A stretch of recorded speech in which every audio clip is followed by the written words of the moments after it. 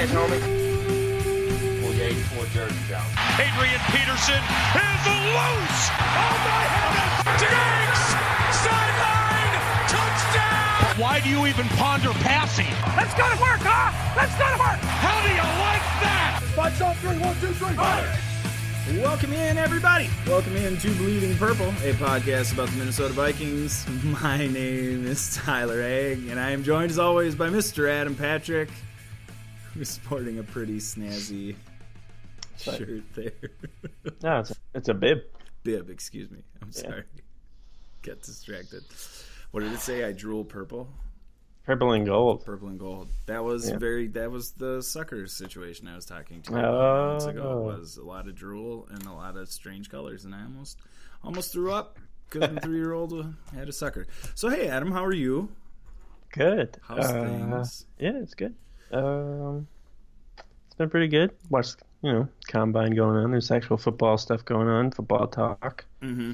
So it's good. Lots of crazy hot take season is in full effect. Dude, it's crazy right now. So, It don't know who to believe. Don't know what to believe until it happens. So. Honest to God, I've never clicked more Twitter handles to see who is this person giving me this information.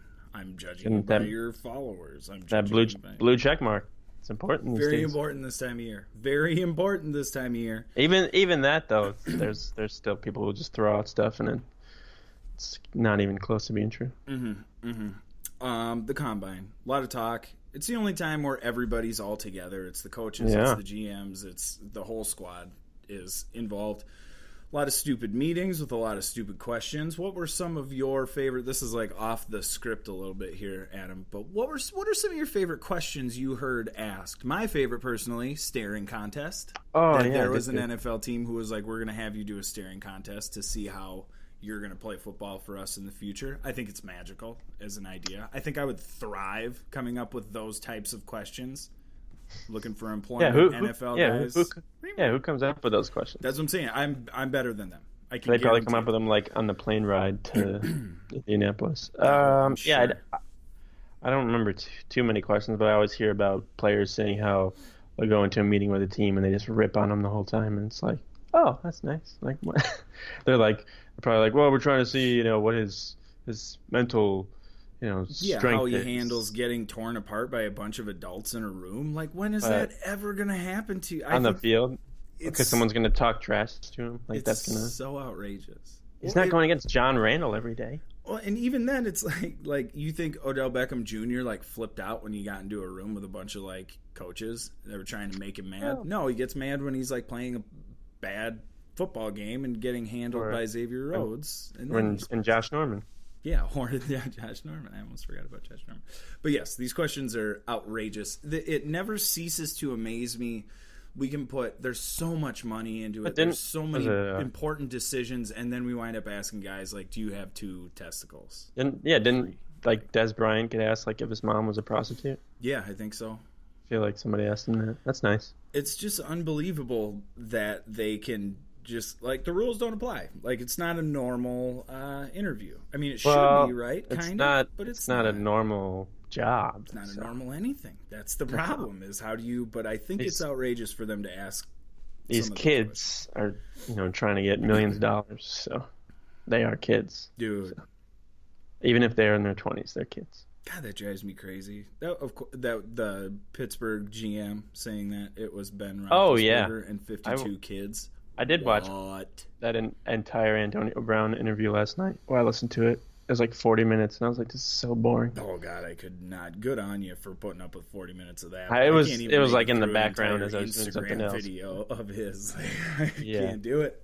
His mustache. Can't watch that for 40 minutes. Mustache. Who told him that was a good idea? If you need a better example of, being surrounded by yes people, look no further than a blonde mustache on Antonio Brown. Somebody's still going to give them first or second round pick for him though, so whatever he can say whatever he wants. I'd take him if it was a second round pick, third round pick. I'd do third round pick.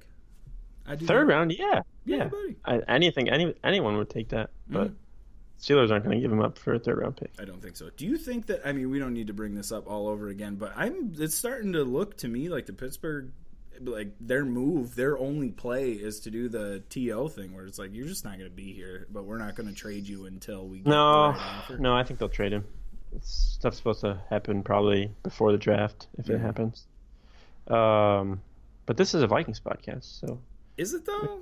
We can talk about some Viking stuff because Viking stuff actually happened in the past week since we last talked. It's true. So at the Combine, speaking of players who are being shopped, a lot of talk about Trey Waynes being moved possibly, and now today we're hearing more about Everson Griffen being a possibility. Yep. I don't think either of those two as players are like surprising that they're the ones being like shopped. But what would you?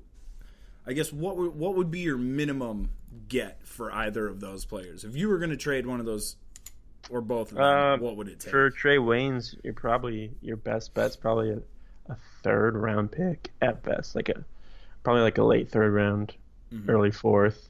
I mean, judging just by how much he's going to cost next year, that he's going to be a free agent after next year, so there's no guarantee that the team who trades for him is going to be able to re-sign him. How his performance the past couple of years, he was okay last year. That was probably his best season, but that out of 4 seasons, that was his best, and it still wasn't amazing. And then you look at past trades that have involved cornerbacks, and usually third or fourth round pick, even at his age, is still what people are able to get for him. So there's a couple teams out there though that might be willing to part ways with a second round pick. I know the Raiders. I just wrote something about this. So I know the Raiders have 3 first rounders and a second round pick. So they might be willing to part ways with their second round pick because they have 3 first rounders. I think the Texans have 2 in the second round. There's one other team. Oh, the Lions. I included the Lions in my. I picked like 4 teams that they could trade him to. And I include the Lions because I was like, if the Vikings, would rather see him twice a year, give him to the Lions and be able to exploit him twice a year, that might be a team to send him to. So I thought that might have been interesting. That would make me sad, but then I'd be okay with it because they also went to Michigan State. So oh yeah, good call. Yeah, man, I understand why we're talking about trading Waynes because there seems to be a perceived trade Waynes. What did I say? Trade Waynes. Yeah. Oh, I see what you did there. Laquan. You totally killed my train of thought. What was I going to say? Sorry. But for like cap space and stuff. Oh yeah, cap space. But because there seems to be an assumption that we have, if there's any spot they got a little bit of depth, it's at defensive back. But I remind you, lest we forget, Marcus Sherrills was playing like snaps at defensive back last season. So it's we got a lot of decent players there, but from a cap perspective, I think that's the reason you make the move. Yeah, it's definitely a risk, but it's a risk that's probably a lower risk taking than, trading. That's a great way to put it. A tight end or a safety or a linebacker. For sure. If you had to put money on where you would be most able to handle a situation like that, it would be a defensive back because it's a risk because Mike Hughes is coming off of ACL surgery, so there's no guarantee that he'll even be ready for the start of next season. If he is, he's probably not going to be 100%. There's no guarantee that Holden Hill is going to continue to progress the way that he did last year, and there's no guarantee that Xavier Rhodes is going to recover or bounce back, or not get hurt again next year and be hurt all year. So it's a risk for sure, but I don't think Trey Waynes is the kind of player that's not replaceable. Exactly. I think they can get someone in free agency or even the draft, use their first round pick on the corner. That would make everyone so happy. People would love that so much. That would be so fun. I would be into it. There actually aren't a whole lot of corners that are worth spending a first round pick on this year, so I don't think that'll happen. But yeah, no, it's something they have to look at because they need cap space. It clears $9 million. That's a big amount of money. Yes, it is. To clear somebody. And I heard there was rumors last week of them trading Waynes straight up for like Kelechi Osemele, the Raiders offensive lineman, but he's got a big salary too, so that would defeat the whole purpose of trading Trey Waynes if you're trying to clear cap space, because I really think that's probably the only reason why they're doing it. Definitely. It feels like that to me, because at that point, if you're bringing in an offensive lineman who's worth the same, if not more, on a cap hit wise, you're just basically plugging one hole, taking the plug out of one to plug the other. Like, you still are going to have. And I would be there. On Everson Griffin. I would be surprised. I really would be surprised if they traded him, because they probably want something more in return than what teams are probably willing to give him for Everson Griffin. Nick Olson had a kind of a pro-con list for that, and he made a great point in that this would be the lowest. You can't give him that much credit because of his credibility. So. No, I mean I think he's credible. Oh yeah. He made a good point though in that they'd be selling at the lowest point for Griffin. Mm-hmm. It would be like the lowest time to sell. Like a 6th round pick. However, do you think that this could? It looks like he's got more years behind him than he's got ahead of him. Mm-hmm. And if he is going to be as productive as he was when he came back last season, that is not worth that kind of money, and that's not going to work at all. So what do you think the chances of him actually I don't think he's going to get traded, because I think teams recognize that he's going to get cut if they don't. They don't have to give up anything for him, because eventually he's going to be available to them. Right. Yeah, that's a big reason why I think that too. And just like you said, his play hasn't been that great, and I think it's really up to him if he wants to stay with the Vikings, because I feel like he's going to have that choice. You can stay here, but you got to lower your salary, dude. You got to help us out, kind of like what they were doing with B-Rob all those years. And I feel like they did that with Greenway his last couple of years. Yes, for sure. And it's just getting to that point with Griffin. He might not think so, but they need some help. And if he's there, he's made a lot of money in his career, so it's not like this shouldn't be a money issue, I feel like, for him, but maybe it is. I don't blame him for trying to stick around with that salary, because it's a lot of money. No kidding. And you sign the contract and you want the money. I get it. That makes sense. And it's also for a lot of these professional athletes too. We forget, because it's that's so much money. But for a lot of these guys, it's kind of a pecking order of where you think you're at in your professional, to go from making 11 million or 12 million or 15 to making 2 or 3, that is kind of a shot to the ego when you're surrounded by rich dudes. What I've been hearing and reading, and what I think too, is that they'll try and restructure him. And if that doesn't happen, then they'll just release him. Because I just don't think they're going to get a whole lot in a trade. No, I don't think so either. Maybe they'll keep him around for maybe the draft if they want to use him as part of a package to move up. Maybe in the 1st or 2nd round, they can probably do that. For sure. But his salary, smart, actually, I think his salary does guarantee on the 15th. So if whoever he's gets still here, he's getting paid on the 15th. So this has to happen. Something's gonna happen soon. If they're gonna release him, it's gonna happen soon, or else they're gonna have to pay him. Pay him in that move. There's no way they do somebody that, else. though, right? He's gonna get cut before that happens, right? Or would they try and restructure if he can't? Yeah, and then if he. Man, that's crazy. What a difference.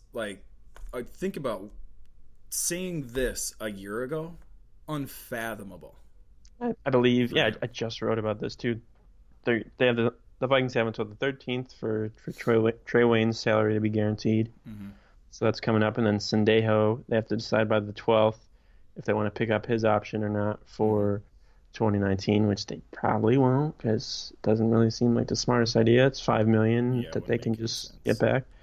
Kyle Rudolph's contract, no guarantees left on there, so they can wait until after the new league year begins and decide if they want to trade him or release him or whatever, or restructure, and so they can wait for a while. And then guys like Mike Remmers and Riley Reif, the Vikings will actually make more or get back more money if they wait until after June 1st. Really? Yeah. Just because of bonuses and stuff that go into effect before and after. But they can give those to a June 1st designation. Okay. So they can release them, so they can become free agents in March. but the cap situation, like relief or whatever, won't take effect until after June 1st. So, but I don't think they'll do that because of how, the bad luck they've had with their offensive line, like health-wise. For sure. So I think they might keep those guys around for training camp and then, decide if they want to keep them or not. And then because the last thing you can do is to have a room full of injured or non-existent offensive linemen when training camp lack starts. of experience and stuff like that. That is not what we're looking for. Other interesting news. Anthony Barr almost got traded at the Combine last year. We found out, kind of. Or was it at the Combine? But anyways, they traded him. We're like kind of trying to shop him around and trade him. What do you make of that? I mean, it kind of tells us everything we need to know as far as where they saw him. It's not surprising. It sounds like maybe he wanted out of there. Maybe thinking that he saw like not getting an extension was coming. So he was like, no, I don't want to be here. Apparently he wanted to be on the West Coast because that's where he's from. Yeah, definitely.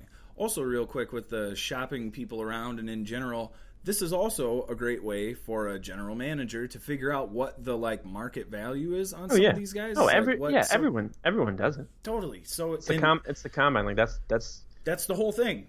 That's the majority. Like I know there's players working out and stuff, but the majority is like for everyone to mingle and general managers to meet with agents and stuff and go over their clients. Like the illegal tampering part. Yes. That people just brush to the side. That we're not supposed to talk about because it's not important and it doesn't really affect anything that anybody's doing until the Patriots do something they're not supposed to do at that time. Who got traded? Foles? Or no? No. Because he got released and they just say he was going to sign. What was the big trade? Oh, Flacco, but that was before the Combine. So, but there's trades like that always happen. They're like, it can't happen until, the new league year begins. But yeah, I guess with Foles. But we've agreed to terms to do this. The Jaguars are basically reportedly going to sign him and release Blake Bortles. So to reunite him with John DeFilippo. A match made in heaven.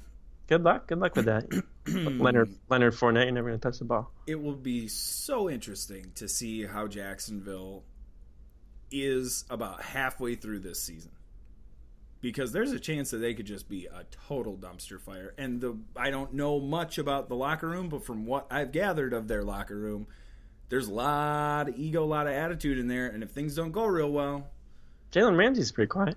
That might get kind of aggressive. It might get kind of weird. It might get. I could see like Doug Marrone being fired mid-season and then John DeFilippo taking over. That'd be hilarious. Please, Lord, let that happen. Oh, my God. I would love it so much. So, yeah, the Barr thing. Interesting that we're finding out about it now. But yeah, it tells us makes a lot sense. about, where makes sense and tells you that they probably aren't going to fight to bring him back. Mm-mm. And it looks to me like somebody's going to pay him a lot of money. Oh, yeah. To possibly be a very good edge rusher. Well, he's one of with all these guys that just got franchised today. His like stock is moving up because he's becoming one of the top, available free agents on the market. So he's going to get paid a lot of money next season, and it's not going to be from the Vikings. No, it's not. It's just so difficult to imagine him playing for the Vikings next year. As far as the Combine itself is concerned, do you watch any of it? Like, do you kind of have it on? I kind of have it on, but did you skip Mike Zimmer? What? Oh, did we not talk about Mike Zimmer? No, we didn't talk about him.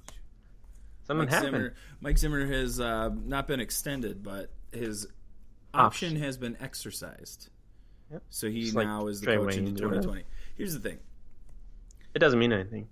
Yeah. Lame duck years are so last Jeff Fisher season got extended the season before he got fired. Exactly. So even an extension doesn't really matter. He's a lame duck coach either way.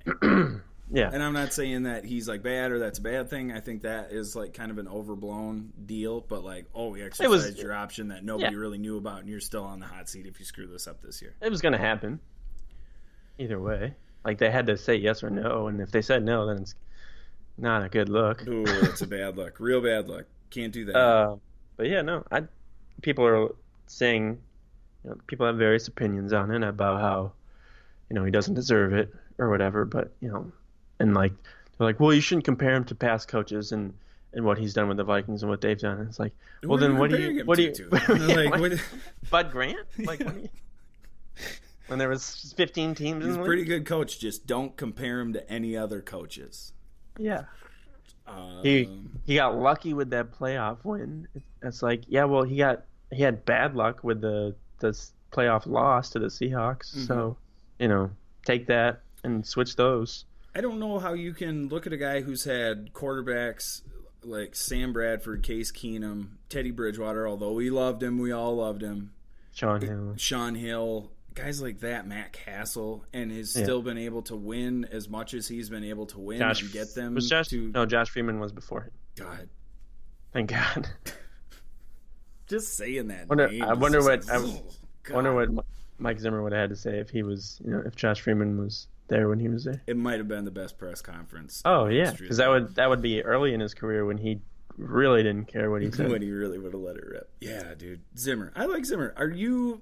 Here's obviously, I mean, we've talked about it a lot, but like where do you go if you get set back? You have to start over. It's a new coach, a new system, blah blah blah. Assuming you get rid of Zimmer, but if you could have anybody, I think they got the right dude here. I think they have like the right system being built. I think this is like not self-sustaining, but I think they can be competitive every year, all the time. They are. Yeah. So like I'm into it. I don't know why you would even be upset. I just think I don't know why, but I think just Vikings fans, their expectations are like so high. Like they expect a Super Bowl like every year, and it takes time. Well, it's like this is a terrible analogy. I might get This is Mike Zimmer's first head coaching job. Yeah. Well, Ever. Vikings fans are like dogs that like smell treats, or like we can like smell it and we're gonna like be around it. But if we So you want the whole box? If we see it, if it looks like there's an actual chance that we could have it, bonkers, we go crazy. And I think that's what happened last season. It was like, oh my god. Yeah, because I think you can NFC look at championship, new quarterback. Yeah. And I'm not saying I'm not a part of it. I was guilty of it too. But we should have been able to look at that team early on in the season last year and been like, this ain't happening, you guys. Come on. Yeah, there were some signs for sure. But just like people who want a different coach or whatever, the people that want a different coach don't have like never give a choice to like a name for who they want as head coach. They just want Zimmer gone. Yeah, just somebody else. Yeah, anybody. Anybody. Like It doesn't matter. Just somebody. Jeff Fisher. Just bring him in. Oh, God. But like bringing in a new guy, there's no guarantee that it's going to be better. No, A lot of times what happens, it gets worse. Yes. It usually gets worse before it gets better. You can with Zimmer in there, I feel like you at least have a head start for every season. Like you have an advantage over other teams because of who their head coach is. Yeah. Instead of, some guy just starting off or whatever and then not knowing what's going on. Look at the Broncos. They won the Super Bowl. They hired what's his name? I don't even know. Oh, Vance Joseph. And they've done horrible the past 2 years. Since then. And now they're back, looking for. They got a new coach now, and now they have to figure out what's going on. Like, just because somebody's not, winning the Super Bowl every year or having to deal with crazy circumstances every single year. Every year. And still, getting at least 8 wins. I mean, this kind of makes me feel like how Jay Gruden has survived in Washington because of all the crazy things that I feel like if happened there, he's just been given the benefit of the doubt. Mm-hmm. But I think Zimmer's a better coach than Jay Gruden. But I just think expectations, let's work on, getting into the playoffs, get a playoff win consistently before we start being like, oh, he didn't win the Super Bowl, fire him. Like, they're not in that position for sure. To do I that. think you hit it. I think the focus right now is the ceiling, which is like the Super Bowl. And when people recognize that the team has an actual possibility of winning the Super Bowl, I think that everybody does. That's what I'm saying. But it's just natural to focus on that. But what we should be focusing on for this team is that the floor of this team has now gotten to a point with the defense, with Mike Zimmer, with Kirk Cousins. I'm going to sneeze in a second here. Oh. It was on your face. No, I don't know. With the defense, Mike Zimmer, Kirk Cousins. Keeping it close. Their the floor, they're like, worst season they could have would be 6 or 7 wins. That's like the worst they could possibly get. That's what I'm saying. They've never had 6 wins. Worst case scenario is that. And so what you're looking at is a team that's always competing for the playoffs, always right on the doorstep. And as a franchise, that's what isn't you want. that exactly what you want? Yes. But yeah, we should fire him because they're in a tough division. NFC is way harder than the AFC. Mm-hmm. I feel like the Patriots have to deal with like 2 teams every year that might beat them.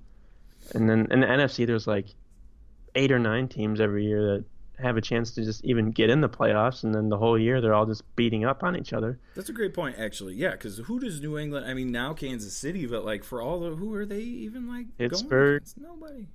In Pittsburgh, Denver, Baltimore, maybe. Like it's every other year, it's different. Like pair of teams. Pittsburgh's the same way. It's just like everybody else is so bad that sometimes Pittsburgh gets to be good because everybody else around them sucks. I feel like New England is like that too, but they start rolling and they can't. Not for long though. Pittsburgh, they got the Ravens and the Browns, picking up steam in that division. Yeah, dude, the Browns. But yeah, the NFC is just a bloodbath, and it has been really ever since Mike Zimmer has gotten to the Vikings, and I just don't think like certain factors are taken into account, and people just look at it black and white, and you can't do that.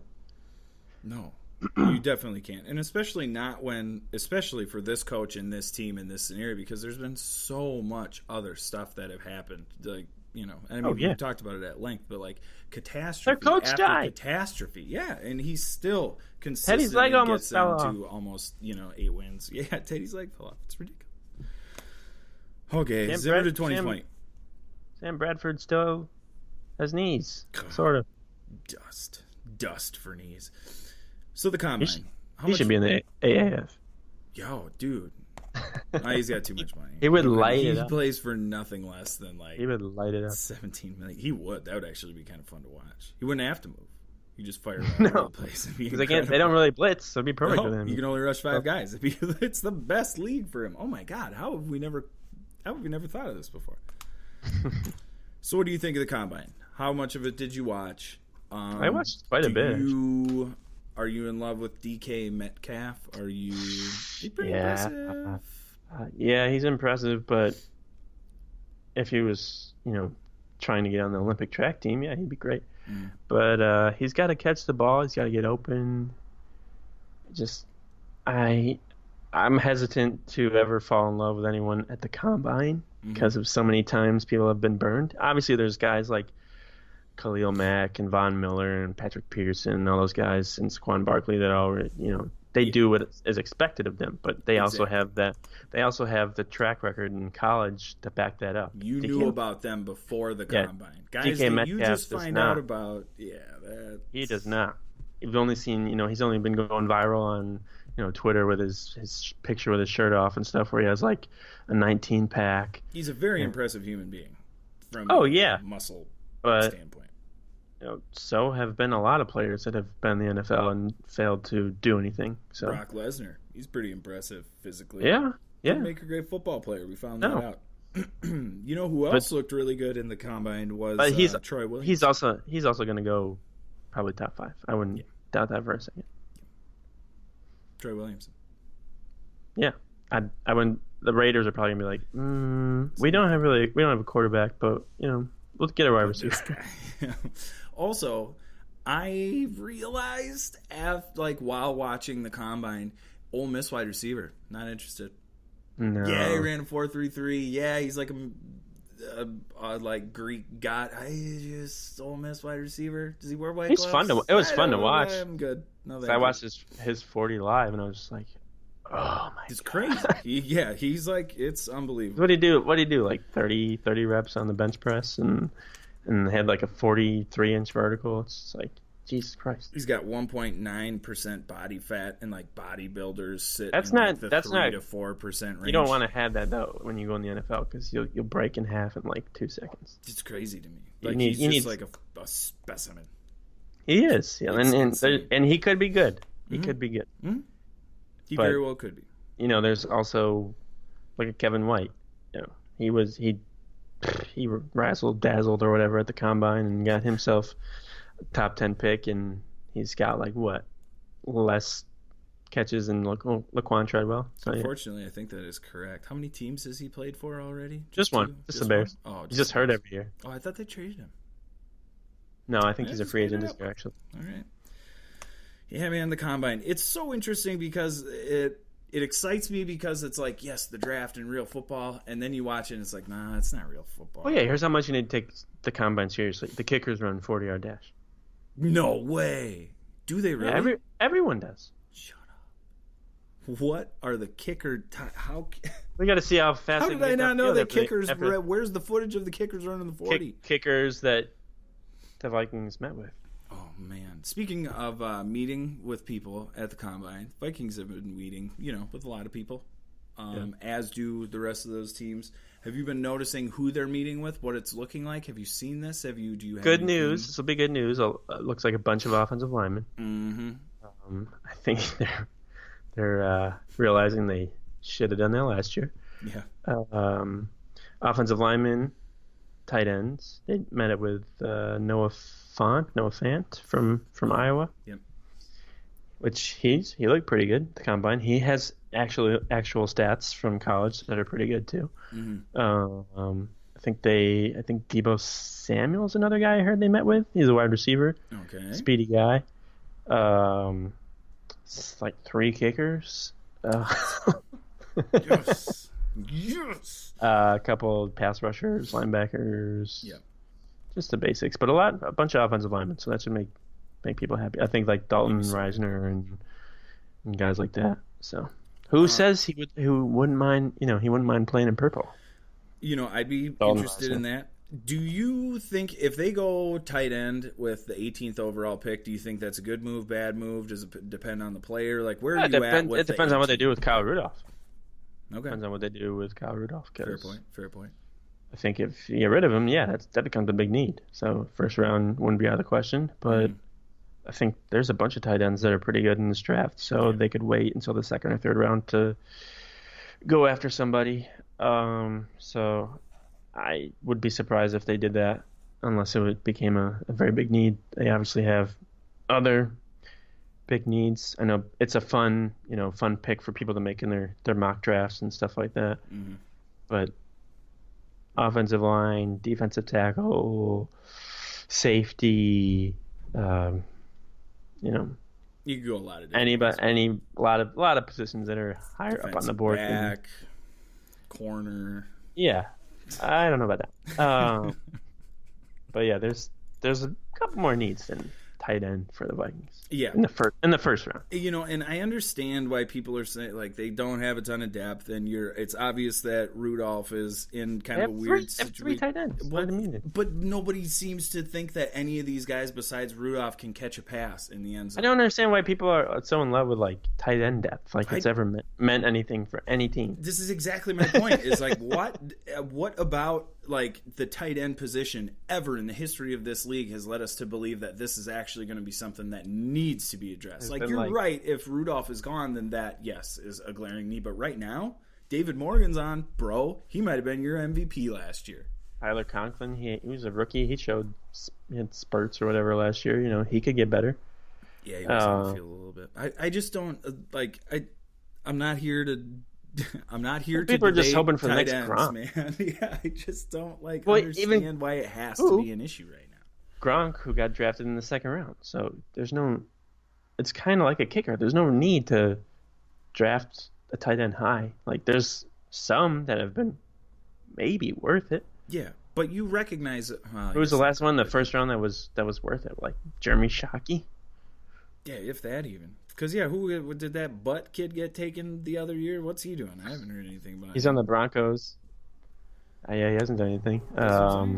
Melvin Ingram, was he a first-round guy last year? He's on the Giants. I think Jimmy Graham was like a late-round pick. Mm-hmm. So. Yeah, man. I don't know. I just don't get the tight end depth. Not that I acknowledge that if some things switch around, you're going to need a tight end. Like, I get it. Like, don't at me. You don't need to. It's not a beating the table. Yeah, totally. But it feels like people are like, no, I'm going 18 tight end, no problem. It's like, why though? I don't know. Yeah. It perplexes me that people would be like okay with the tight end pick, but anything besides offensive lineman is gonna like. Well, it's like a 6 offensive lineman. That argument drives me crazy. Oh, that's why you know what? We never talked about this. I wanted to touch on it real quick because I think I know where you stand on it, but I just want to hear what you think. Rosen. If Arizona takes Kyle, just God damn it, just let me finish. I already saw what was written.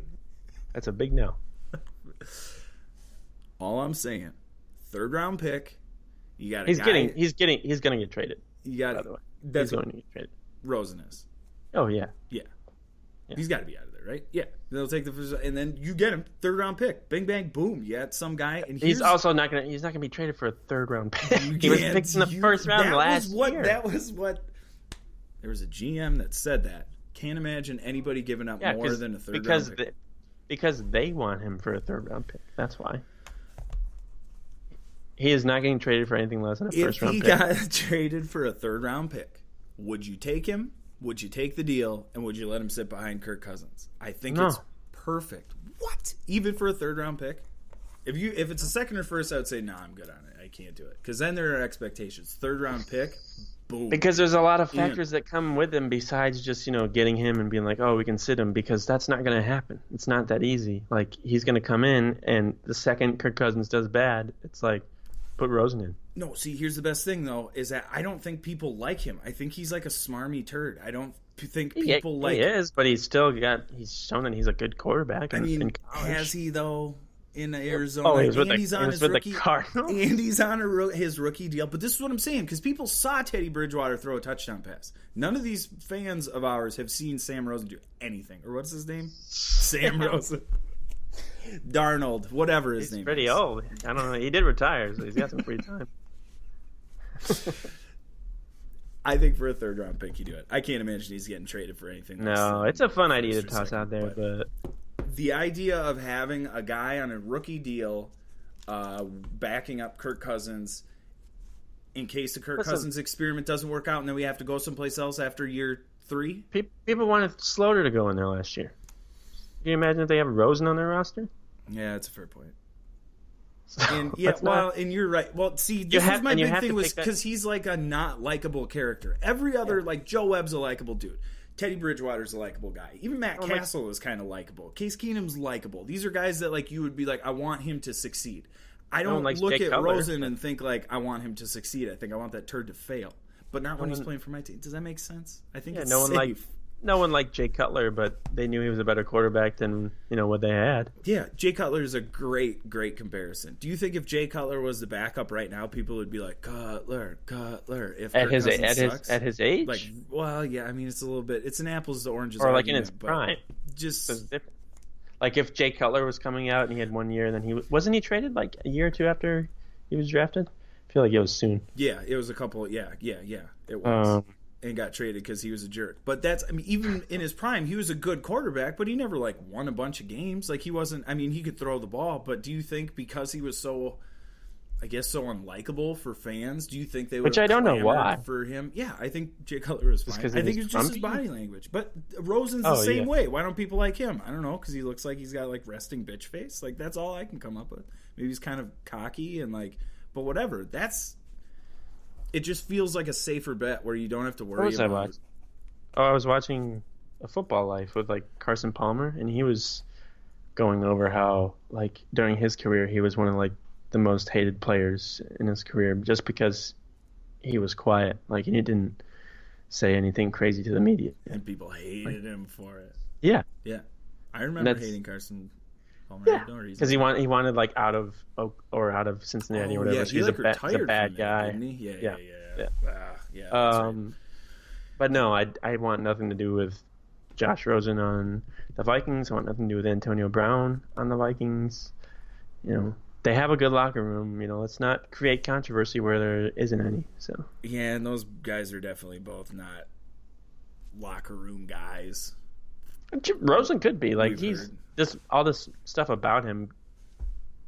People might have thrown out there before the draft to maybe get their guys above him. Yeah, and it was never teammates saying it. It was always coaching older folks who maybe didn't quite get how to talk. Although, he did go to UCLA, and the Vikings do, they do like their UCLA guys. So. They sure do. But he's not coming. So especially when a team, because the Vikings are certainly not going to give out a first-round pick to get him. No. And a team like the Redskins probably is.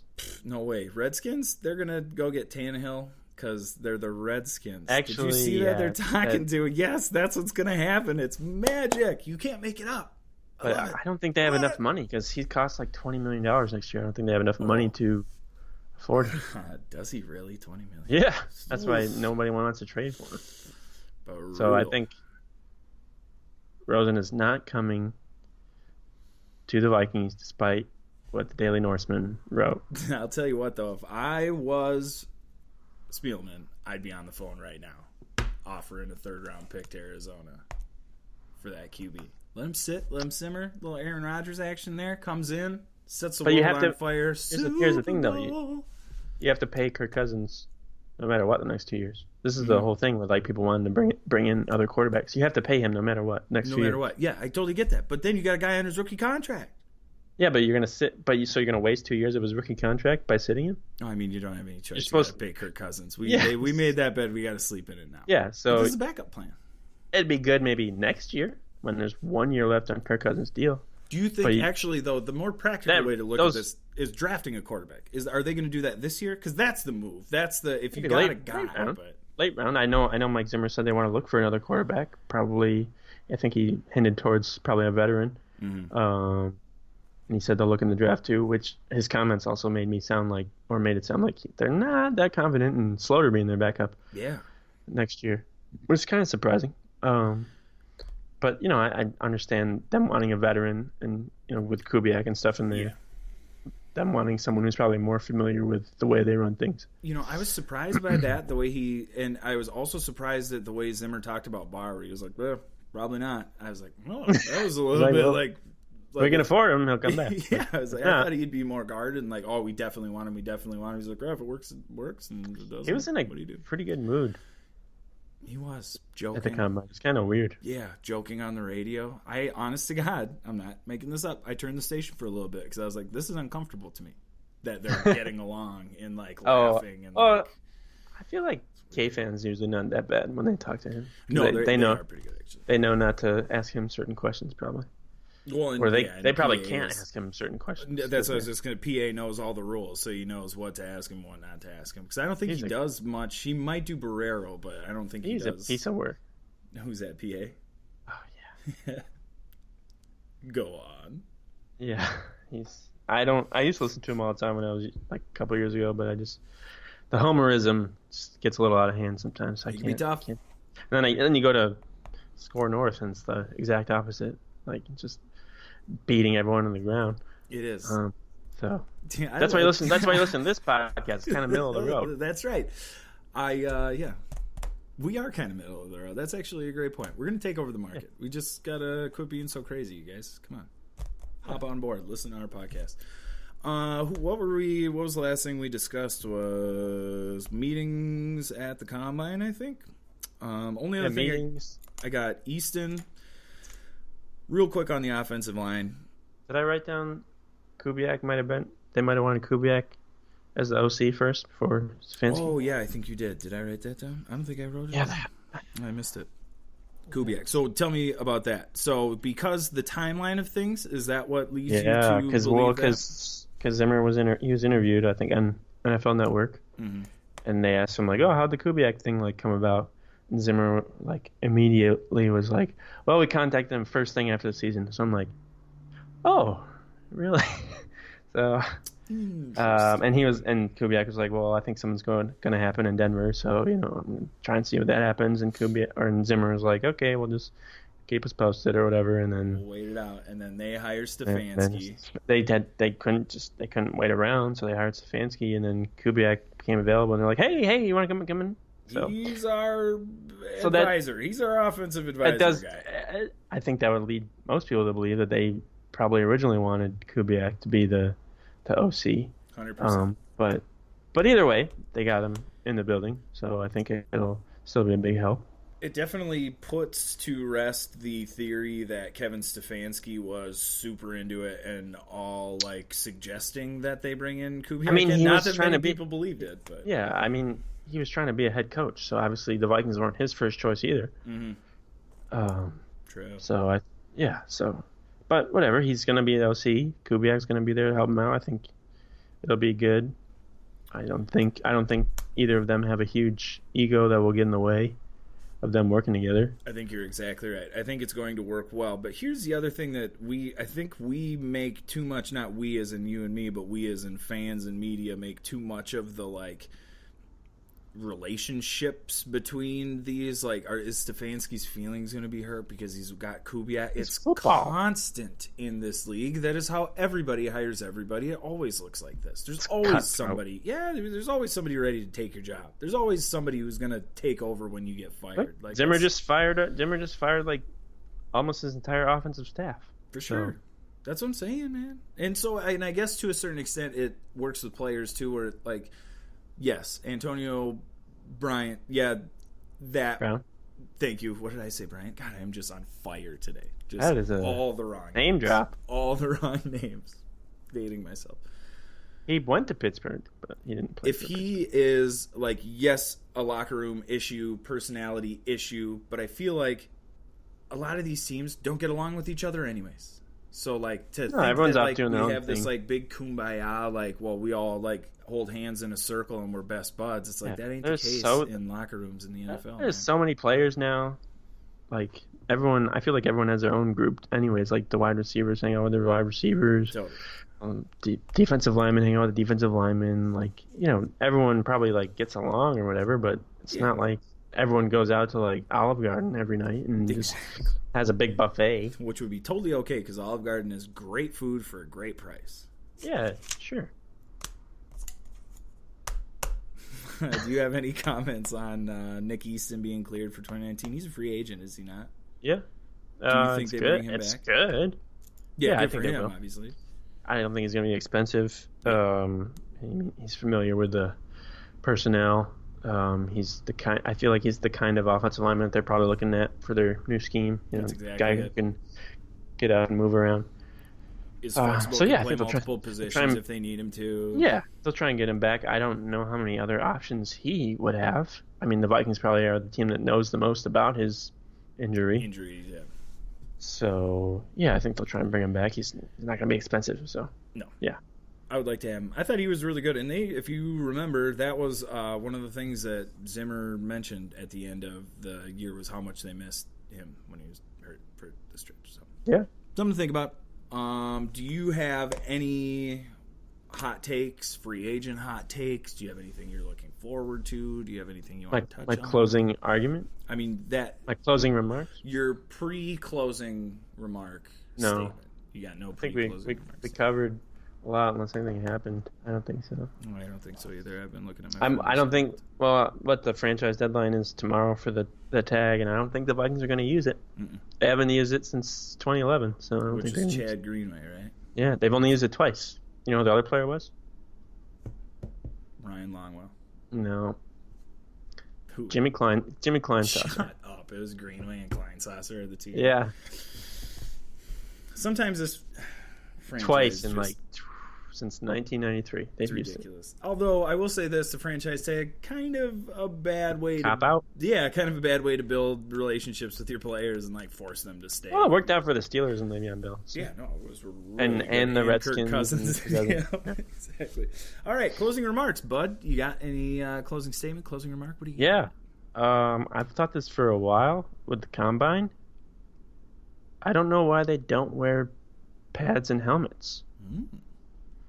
Why are we trying to figure out if they can run fast in tights? Like, what does that matter? Like, let's put the helmets. They don't have to hit anybody, but let's put the helmet on. Let's put the pads on. See if they can catch balls, over their head with the helmet on. They have to do that in a game. So why are we just giving them and just like freedom to do all this stuff and do stuff that they might not be able to do on the field when they have pads and a helmet on? Doesn't have to be a lot of pads. You could put like Ed McCaffrey pads on or whatever. But yeah. No, that makes perfect sense. At least a helmet. Especially too from the quarterback perspective. Why would you not have them in shoulder pads when they're throwing the ball? They're going to be throwing the ball in shoulder pads. Put some shoulder pads on the guy. You probably got him laying around. You're in a football stadium. Like There's probably a door, a room. Yeah. I don't care if a guy can run like a 4.7 40 in his underwear. Like, great. That doesn't mean, especially if it's an offensive lineman. Great. You can tell that I'm not like a finely tuned athlete because wearing something like that in public for me would just I could not imagine like going anywhere and being like, gotta run on this. What do you do? You know, like Will Ferrell in Old School. Yeah, exactly. Gotta keep our composure. Yeah.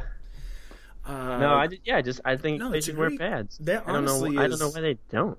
That is a really good question. Why don't they? Why wouldn't Johnny Manziel wore a helmet during his pro day? Yeah, that doesn't. That didn't help him, but no, it's maybe a bad example. Oh, I mean, he got drafted in the first round. Maybe it did. But. Yeah. No, that is a great point because at the end of the day, you're grading these guys on how they play football. So why wouldn't you try and replicate it as closely to a football game as you could? That's like having like a baseball combine without a bat, or like basketball without the ball. No, that's exactly. It's basketball. Like it's a scouting thing without a hoop. It's like can you pretend? Can you do a layup with like a make believe ball? See how good it is. Now pantomime like you're gonna shoot a half court shot. Yeah. There's no basket there, but we would just want to see what it looks like when you're trying to do it. So later on, we're gonna ask you about your testicles. Yeah. Yeah. That's probably a good place to stop, don't you think? For this episode. You got nothing? My only real closing remark is that it's a warning, I guess, is just when we get into combine time, there's all these rumors, there's all these different things. Before you retweet, you got to double check to make sure who's doing the tweeting. You got to double check the source. Stay off of Instagram, too. That's just like a cesspool of... It is. It's bad information. Very false rumors. Yes. That people are just making to get likes and followers and stuff. And there are a lot of rumors that you should be paying attention to right now. So if you want to be plugged in and you're into that kind of thing, like you probably are because you're listening to this podcast. Follow people like Schefter and Rappaport and some of the Vikings reporters that work for the Star Tribune. Not people who work for radio stations that are trying to get more listeners for their new show. Don't make enemies. No. What? No. But no, follow the right people. It's important because we don't want bad information being spread. It's ridiculous. Yeah. That's really my only closing remark. Just follow the people that have credibility. That's all. That's all we ask. All right. Oh, man, I haven't even been playing the music this whole time. But, yeah. That's pretty much it for my closing remark. I just want people to be careful because that's how we lose credibility. And if nobody's got any credibility, then what are we doing out here, you know? Yeah. Yeah. Just be careful with all the prospects, too, in the combine. Getting all those high marks. And, I mean, teams fall victim to it every year. So it's true. It's gonna happen. It's Kyler hard Murray, to look away from somebody who's running a 4.33 40, no matter what they're doing in the kitchen. Didn't do anything at the combine. Now he's like the number one pick. I take Rose. I'll take it. If you're the Redskins, yes. Tannehill. What a terrible position. All right, but Bortles.